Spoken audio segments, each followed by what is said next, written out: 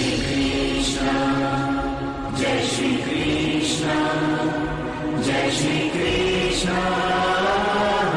नमस्कार दोस्तों, स्वागत है आप लोगों का आपके अपने चैनल भारतीय ब्लॉगर पर। उम्मीद है सभी लोग अच्छे होंगे, सभी लोगों के परिवारों में खुशियाँ आ रखी होंगी, क्योंकि ये जो त्योहारों का सीज़न चल रहा है, इस त्योहारों के टाइम के अंदर सभी लोग हर्षोल्लास के साथ में रहते हैं। और आज करवा चौथ का पवित्र त्यौहार है, जिसके ऊपर लोगों की मान्यता बहुत बड़ी बड़ी सिद्ध होती है।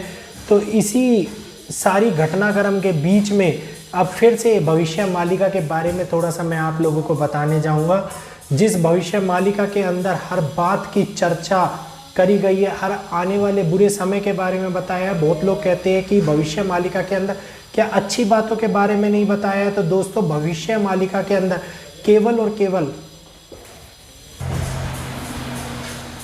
ऐसे घटनाक्रम को लेकर चर्चा की गई है जो घटनाक्रम सभी लोगों की जिंदगी के ऊपर प्रभाव डालेगा, इस संसार के ऊपर प्रभाव डालेगा, बड़े युग परिवर्तन को जन्म देगा। तो आज ये क्लियरिटी मैं आपको इस वीडियो के अंदर इसलिए कर रहा हूँ क्योंकि आने वाला टाइम, जो ये दिवाली के ऊपर मैंने वीडियो बनाई थी और इससे पहले पुरानी बातों में बता रहा हूँ, 25 फरवरी को एक वीडियो आई थी जिसके अंदर मैंने बताया था कि बहुत बड़ा घटना घटने वाली है, बहुत कुछ होने वाला है। और इसके रिलेटिवली बहुत सारे लोगों ने इस बात को नहीं माना था, लेकिन जब रूस और यूक्रेन का युद्ध हुआ तो आप देखिए कि और युद्ध अभी तक चल रहा है, अभी तक समाप्त नहीं हुआ है। तो आने वाले जो ये दिन है, 18 दिन का समय, इन 18 दिन के समय के अंदर बहुत तेजी से बदलाव होगा। जो सूर्य ग्रहण से लेके चंद्र ग्रहण और उसके बाद के 3 दिन, ये लगातार एक क्रम को ऐसे कुछ अंजाम दे रहे हैं जिसके बारे में भविष्य मालिका के अंदर भी जिक्र किया गया था कि दिवाली के ऊपर बड़ी घटनाक्रम, जिस दिन ग्रहण लगेगा उस दिन बड़ी घटनाक्रम को अंजाम मिलेगा, बहुत सारी चीज़ें घटित होंगी। तो देश और दुनिया के ऊपर बड़ा प्रभाव पड़ेगा। और इस बात की जो पुख्ती सबूत के तौर पे कहा जाता है, जिसमें ये लिखा गया था कि कल्प वृक्ष के पूरे पत्ते झड़ जाएंगे और उसकी एक टहनी गुरु अच्युतानंद जी की समाधि के सिर को छुएगी।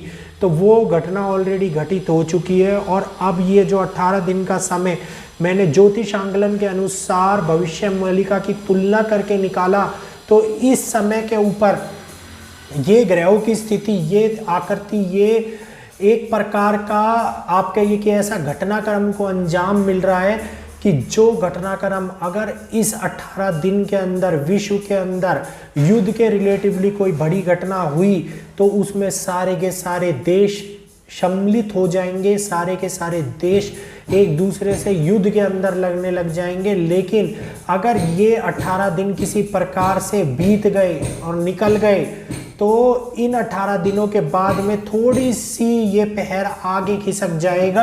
मतलब 1-1.5 साल तक के ऐसा कोई समय नहीं आ रहा है कि विश्व युद्ध की परिस्थितियां उत्पन्न हो। ये 18 दिन सभी लोगों के जीवन के ऊपर बहुत बड़ा प्रभाव डालने वाले हैं, बहुत बड़ी घटनाक्रम को अंजाम देने वाले हैं। आप देखिए, जब भी ग्रहण पड़ता है तो वो ग्रहण ऐसी परिस्थितियां उत्पन्न करता है कि उसके ऊपर लोगों की मानसिक स्थिति ठीक नहीं होती, मानसिक तनाव की स्थिति उत्पन्न बढ़ जाती है। और ऑलरेडी कई वीडियोस में मैं बताता रहा हूँ कि डिप्रेशन के पेशेंट्स बढ़ेंगे।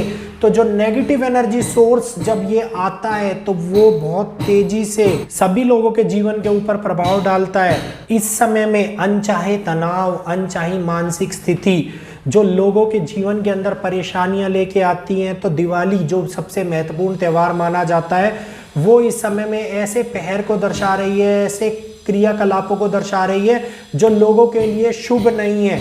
तो आने वाले समय के अंदर परिस्थितियां गंभीर से और भी ज़्यादा गंभीर होती चली जाएंगी, बहुत बड़े घटनाक्रम को अंजाम मिलेगा। और अगर इन 18 दिन जो ये समय दिया है, अगर इसमें सभी लोगों की मानसिक परिस्थितियां ठीक रही, जो लोग युद्ध कर रहे हैं उनकी मानसिक परिस्थितियां ठीक रही, जो इस युद्ध के अंदर शामिल है उनकी स्थिति ठीक रही, तो ये वर्ल्ड वार की स्थिति थोड़ी सी टल जाएगी। वरना बड़े वर्ल्ड वार होने की आशंका सभी लोगों के सामने जो आ रही थी वो 100% सत्य हो जाएगी। और बहुत बड़ा चक्र और ऐसा काल चक्र चलेगा जिसको लोग थामे नहीं थाम पाएंगे। मतलब ये घटनाक्रम बहुत बड़ी परिस्थितियों को जन्म दे देगा और बहुत सारे चेंजेस लोगों के जीवन के अंदर करेगा, जो जीवन तो क्या पूरे विश्व को प्रभाव में डालेंगे। आप देखिए, जब भी ऐसा कुछ होता आया है, चंद्रमा और सूर्य की दृष्टि जब भी लोगों के ऊपर पड़ी है और जिस समय के ऊपर ग्रहण की परिस्थितियां होती है, कहा जाता है गर्भवती महिलाओं को बचा के रखा जाता है, छोटे बच्चों को बचा के रखा जाता है, खाने की चीज़ों को बचा के रखा जाता है। वो क्यों रखा जाता है? वो इसलिए रखा जाता है कि अशुभ संकेत, जो अशुभ नेगेटिव एनर्जी आ रही होती है, उससे बचाने के लिए खाने की वस्तुओं के ऊपर दूब रखी जाती है ताकि उनके ऊपर वो प्रभाव ना पड़ पाए। तो ये समस्या लगातार जो एक दूसरे के बाद में जुड़ती हुई हम लोगों के सामने आ रही है। और इस बार दिवाली और देव दिवाली दोनों के ऊपर बड़ा ग्रहण है, एक पे सूर्य ग्रहण है और एक पे चंद्रमा ग्रहण है। तो चंद्रमा और सूर्य दोनों ही एक ऐसे सबसे बड़े ग्रह हैं जो सारों के जीवन के ऊपर प्रभाव डालते हैं। चंद्रमा मानसिक स्थिति के ऊपर प्रभाव डालता है, हृदय के ऊपर प्रभाव डालता है, सूर्य इस जीवन के ऊपर प्रभाव डालता है, प्रकाश ऊर्जा रोशन करने का कार्य करता है।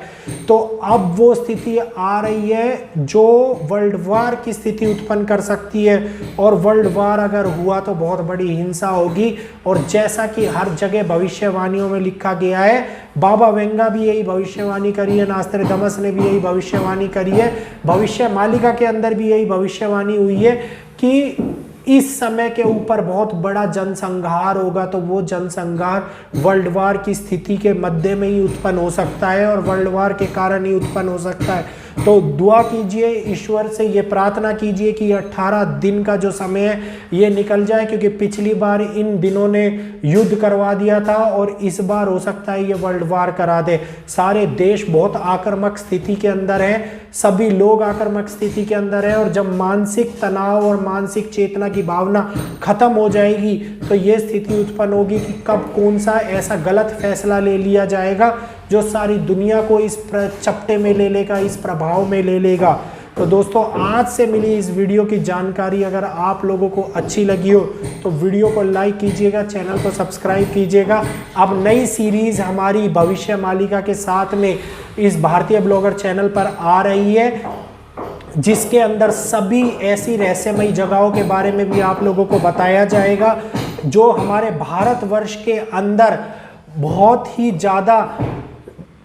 ज़्यादा प्राचीन और रहस्यमयी हैं। ऐसे मंदिर जो रहस्यमयी है, जो कलयुग के अंत के संकेत दे रहे हैं, साथ ही साथ उनके अंदर बहुत सारी चीज़ें जुड़ी हुई है। आज की वीडियो को ज़्यादा लंबा नहीं खींच रहा हूँ, क्योंकि आप लोगों ने देखा होगा कि ये जो पीछे से बैकग्राउंड की नॉइज़ आ रही है वो बहुत ज़्यादा हो रही है। तो इसके लिए सभी लोगों से थोड़ी सी आज क्षमा चाहूँगा। प्लीज़ वीडियो अच्छी लगी हो तो वीडियो को लाइक कीजिएगा, चैनल को सब्सक्राइब कीजिएगा। फिर मिलूंगा मैं आपसे आपके अपने चैनल भारतीय ब्लॉगर पर एक नई वीडियो के साथ में।